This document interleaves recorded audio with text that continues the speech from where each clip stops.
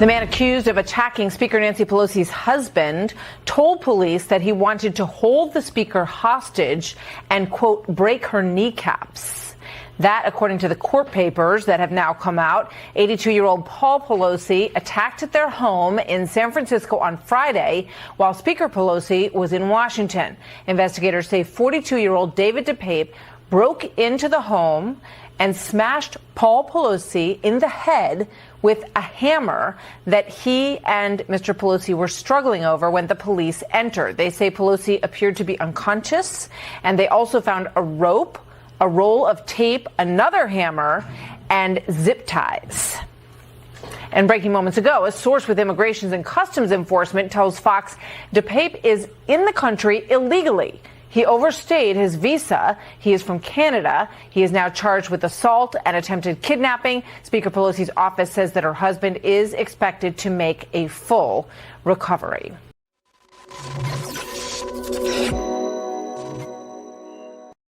The insane story of Paul Pelosi's attacker continues to become more violent, visceral, insane, and crazy. And insane is the right word for this because this guy was clearly a schizophrenic psychotic who was addicted to all types of mainline narcotics and was a hippie lib who made marijuana jewelry, lived in BLM flop houses, potentially was a predator to children, apparently a sexual deviant, and a bit of a monster if you are to believe his ex-wife. And we will get into all of the details here. It is important for us to report on this story as this is breaking information that is attempted to be used against Republicans in a altogether desperate and dire attempt by Democrats to rig once more the public opinion against Republicans as the violent extremists when anything that is done on the left that happens to be violent is just seen as pure mental illness. And let's all forget about the fact that Brett Kavanaugh, there was a man wandering through with zip ties and assault weapon in Brett Kavanaugh's neighborhood just a few seconds ago. Yeah, we're not going to pay attention to that. We're going to run wall to wall on this complete lunatic who is now confirmed an illegal immigrant in this country. Holy smokes. This is what we, ladies and gentlemen, have got to say. We have been warning about this for a while. We have been saying on this show and on this program that open borders and lax immigration is going to literally be the death of this country, and that innocent Americans day and night get horribly injured or worse all across this country. We hope for all Americans to live happy, peaceful lives. We don't want any Americans to get hurt. But when Americans do get hurt, and Paul Pelosi was hurt in this attack with a hammer by an underwear-clad lunatic who was in this country illegally, who should never have been here, then it must be a moment's pause to stop and say, what the hell are we doing in our immigration system? David DePape is a criminal migrant here illegally on an overstayed visa from Canada. Let's begin to read here from the Washington Examiner. Was David DePape an illegal immigrant? Is Pelosi's attacker an illegal immigrant? There's a lot we don't know about the Pelosi attacker at 2 a.m. on Friday morning, but David DePape reportedly grew up in Powell River, British Columbia. He's a Canadian. According to CNN, left Canada about 20 years ago to pursue a relationship. It brought him to California. As long as he crossed the border at a port of entry and presented himself for inspection, there's nothing illegal about a Canadian living in the United States, except he can only be here to visit. Canadians are not allowed to stay in the United States. They can only stay for 6 months before they have to apply for an extension or citizenship. Even then, the maximum extension is only another 6 months. Then you have to go back to Canada. That's our laws. This means that after the first year he was in the United States, DePape would have become an illegal immigrant. It's possible that he had an American parent, married a U.S. citizen at some point, or pursued naturalization through some other path. But so far, no such thing has been reported. What we do know is that DePape had 2 children with a nudist activist, Oksane Gypsy Taub, and a third child with a still unidentified second woman. Taub did get married more than once, but not to DePape, who attended at least one of Taub's weddings and was the couple's best man. Okay, totally seems like a very, very Healthy relationship there. It appears that DePape was living with Taub and the mother of his 2 children at the time. He was apparently okay with her marrying another man. He is mentally ill. He has been mentally ill for a long time, said Taub to ABC 7 from California's Institution for Women, where she is serving time for an attempted abduction of a 14-year-old boy. Again, this guy is a criminal psychotic. When I met him, he was only 20 years old. He didn't have any experience in politics. He was very much in alignment with my views and of the left. I've always been a progressive. I absolutely admire Nancy Pelosi. As an illegal immigrant, it would have been impossible for DePape to secure a legal job, which only leads to more questions. For example, how was he able to afford to live in a Richmond, California home just north of Berkeley in an expensive neighborhood? It's unfortunate that politicians are increasingly targeted in their homes, such as Rand Paul and Brett Kavanaugh. But they were targeted by American citizens. This is a criminal migrant who is here illegally due to lax immigration policy of Joe Biden, an immigration policy that has let in terrorists into this country, that has let in all manner of gang-banging evil into this country, human smugglers, child smugglers, sex traffickers, and has led to the historic most illegal immigrants ever to enter our country in a single year, millions and millions and millions because of Joe Biden. So let this be a referendum on Joe Biden and his criminal migrant policy. Fox News reporting. Bill, good morning to you. According to a CBP record I obtained through a Freedom of Information Act request, there were at least 23 known or suspected terrorists caught here at our southern border in 2021. Take a look at this graphic. We'll dive right into the numbers for you.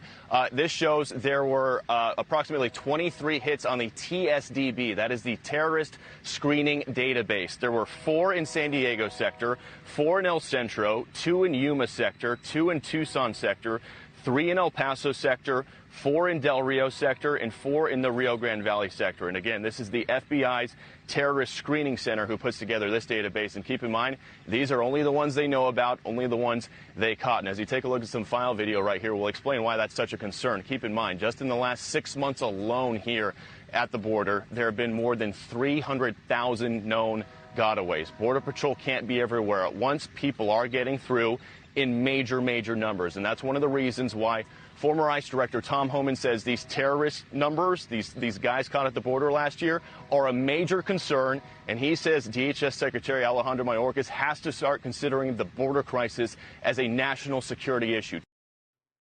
Ladies and gentlemen, you cannot separate these issues. Now, we are not saying that David DePape, who was found in his underwear with a hammer attacking Paul Pelosi early on Friday morning, crossed our southern border, which gets the majority of the attention. But we can say that David DePape was not swept up and removed from this country and was allowed to stay here for 20 years, a complete and total failure of multiple administrations, including to and up to Joe Biden. Probably the worst offender when it comes to immigration policy, probably the worst immigration president in our lifetimes here or henceforth. Joe Biden is himself a criminal. Joe Biden is the largest human smuggler in human history, and Joe Biden's policies can be directly linked to this man, the violent attacker of Paul Pelosi, being in this country, period. If they had the focus on removing criminal migrants and not letting criminal migrants reside in America, would David DePape or DePap, would he be here at all? The answer is, of course, no. They would have been removed. They would have gone through the list and been like, who is this guy? Who's this slob from Canada? He's clearly a drug addict. He's clearly the refuse of society. He's going to be a problem here, probably going to do something bad to an American citizen. Get him out of here. Back to Canada, scum. This is exactly what should happen to people like this. And it is because of these policies, it is because of the policies of the left, that David DePape was allowed to live here in this country. Full stop, the end. The Daily Caller reporting Paul Pelosi's attacker was in the U.S. illegally. The suspect who attacked Paul Pelosi Friday with a hammer was in the U.S. illegally, according to Fox News. 42-year-old David DePape broke into Pelosi's home in San Francisco on Friday and assaulted Pelosi with a hammer. DePape is essentially charged with crimes, including attempted homicide, assault with deadly weapon, elder abuse. Fox national correspondent Bill Mnuchin reported that he was illegally in the United States. Per ICE source David DePape was the suspect accused of beating Pelosi is in the country illegally in a long-time visa overstay. These people are known to the DHS. These people are known to our federal government. They are illegal criminal migrants, and they are here criminally. I'm not saying they are all bad people. I am saying they have broken American law by the letter of the law, the black and white ink. Who was this guy? Why should he have been removed? Well, let's go over to Michael Schellenberger's Substack. Michael Schellenberger absolutely has the authoritative piece on who David DePape is. Drugs, paranoia, and pedophilia. The story of David DePape. Yesterday afternoon, I visited the Berkeley house where DePape had lived with his former lover, a nudist gypsy, in a charismatic Russian immigrant, 11-year David's senior. DePape appears to have fallen under the spell of Taub around 2003 when DePape was a quiet video game-obsessed 20-year-old who had arrived after a 4-hour drive from British Columbia, Vancouver, Canada. DePape's stepfather, Gene, told the AP yesterday that Taub was his stepson's girlfriend, not wife. That David and Taub had 2, not 3 children together, and that David's third child was with another woman. The article then carried the headline, "Need is Great on Thanksgiving's Day in the East Bay." Described Taub, Pape, and their 3 children eating Thanksgiving dinner with the homeless. So this man was a homeless drug abuser.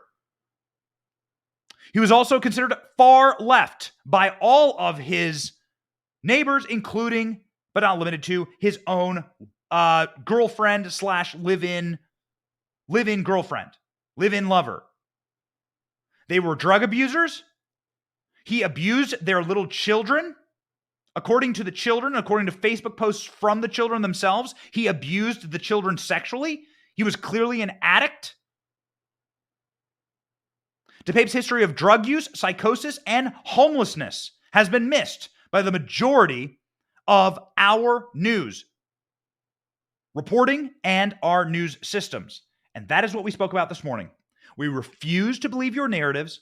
We will not believe blindly what you tell us. Nick Sandman was not a racist. Jesse Smollett was not attacked by a MAGA gang. Donald Trump did not collude with Russia. Hunter Biden's laptop was not Russian disinformation. We do not believe your narratives any longer. We will believe hard evidence. This guy was not a right-wing political activist. According to his friends, he started abusing drugs and then he went off his rocker. He was a mentally ill, drug-induced psychosis for all of the time that his friends knew him. The end. That is the story of this guy. He was a notorious local nudist, lived inside of a home with a Black Lives Matter sign and an LGBT rainbow flag emblazoned with marijuana symbols hanging from a tree. Essentially, a homeless encampment. He lived in a broken down camper in the driveway. Let's continue. What has now happened, breaking literally moments ago, is that the Justice Department has filed federal criminal charges against David DePape, allowing the government to control and hide evidence and selectively leak. This, according to the Gateway Pundit. Paul Pelosi's attacker, David DePape, is set to face federal criminal charges. Update, Department of Justice Monday announced 2 federal criminal charges against DePape. DePape was charged with attempted kidnapping and relating to a federal official threatening to injure a family member. According to CNBC, U.S. government will now control all of the evidence and might act to shape the national media narrative. Well, we know that they do this. They have done this with Donald Trump, the Mar-a-Lago raid, the Russiagate. It goes on and on and on and on. It literally never ends. We have the criminal complaint here before us. Let's pop that up on the screen. Jerry, criminal complaint here by the United States District Court, Northern California. This is the criminal complaint against David DePape. In it, it essentially reads what is going on with DePape and what happened, according to DePape himself. So here we go. Facts supporting probable cause. On October 28th, 2022, at 2 a.m., San Francisco dispatch received a 911 call from Paul Pelosi, located at the Pelosi residence. A male home intruder, and that the male was going to wait for Pelosi's wife. Pelosi further conveyed that he did not know who the male was. The male's name was David. DePape pulled a hammer from Pelosi's hand and swung the hammer at him, striking Pelosi in the head. When the officers arrived at the door, they went inside immediately. They were able to restrain DePape. Now, what did DePape say that he wanted to do? DePape said he was going to hold Nancy Pelosi hostage and talk to her. If Nancy were able to tell DePape the truth, then he would let her go. If she lied, then he was going to break her kneecaps.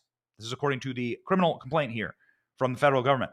DePape was certain that Nancy would not have told the truth and said that she was the leader of the pack of liars in our government. DePape said that he broke into the house through the glass door, which was a difficult task and required a hammer. Paul Pelosi was in bed and was surprised by DePape. DePape woke up Pelosi, and then Pelosi said that he was looking for Nancy. Pelosi responded that Nancy was not present and tried to appease DePape and what he wanted. DePape had a large backpack with him. He pulled out zip ties to try and restrain Pelosi. Pelosi went into the bathroom where he grabbed his phone and dialed 911. DePape, they struggled over the hammer. DePape pulled the hammer away from Pelosi. He swung the hammer towards Pelosi. DePape explained that Pelosi's actions resulted in Pelosi taking the punishment instead. So this is according to DePape's a Mirandized, recorded interview of DePape from the San Francisco police. So now the guy's recorded statements are coming out. So here's a couple of weird things. Also, in this, Julie Kelly says there are conflicting statements in this about the hammer and who was holding it and who had the hammer.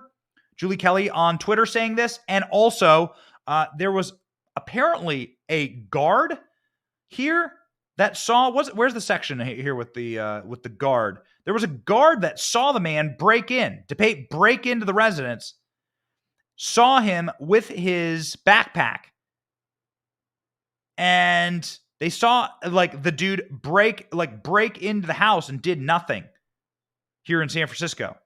Apparently a witness searched.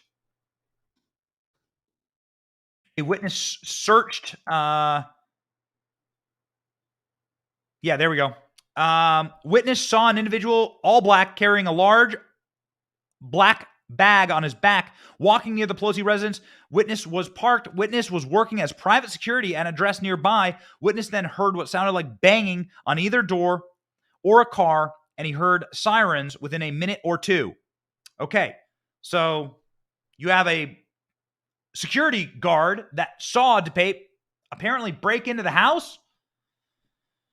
There is officer video. This, according to the United States District Court, there is chest camera video from the officers. So hopefully that will be released. Security footage released. And clearly this man is a mentally ill lunatic, according to literally everyone that we know, and according to his own neighbors, who said, we don't understand. Like, this guy's just a mentally ill freak.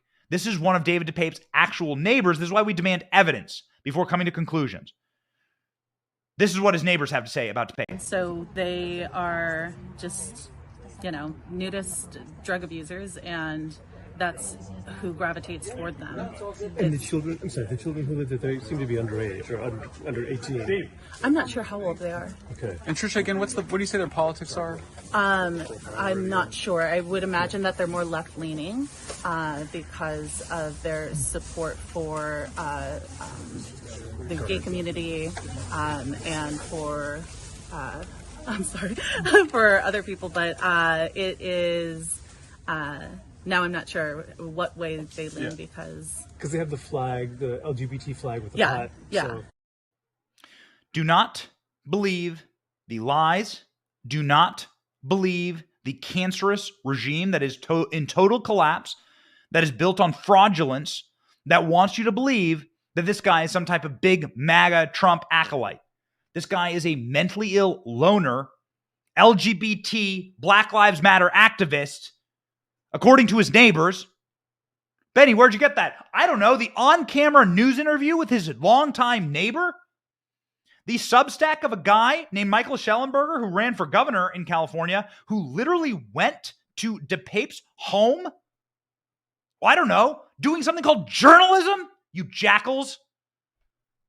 Letting the facts lead me to my conclusion. Letting the evidence lead me to my assumptions. And not my assumptions, let me ignore all the evidence.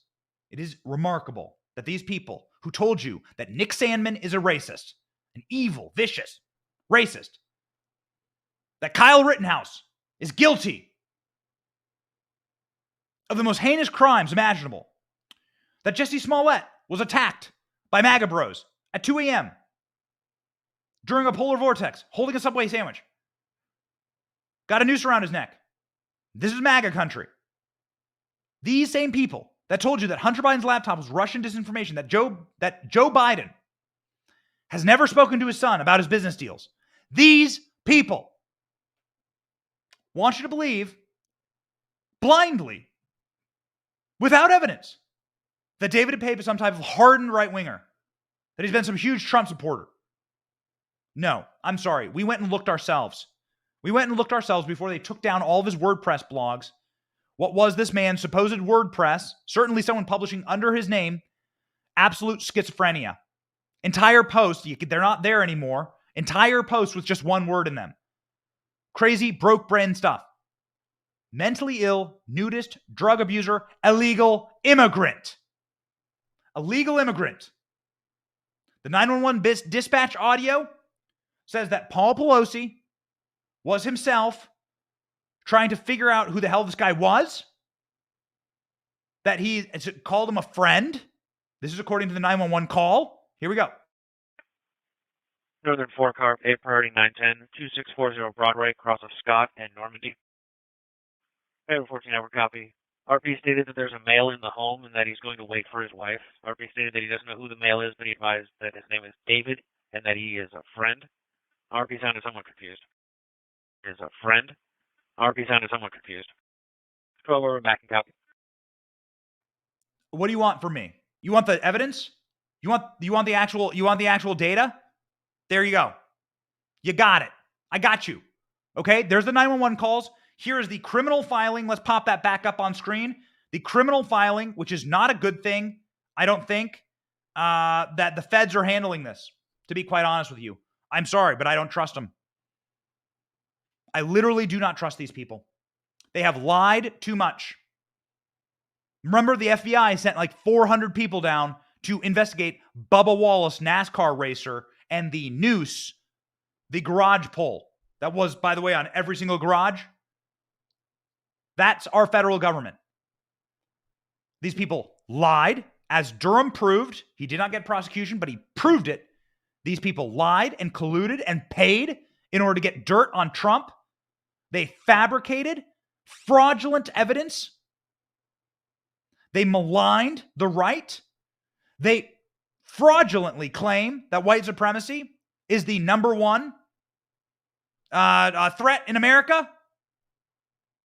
Whilst here, in this story, concurrently with the Carrie Lake story, which is fascinating, there was a break-in at Katie Hobbs's office. She's running for governor of Arizona. Guess who broke into her office? A criminal, illegal migrant as well.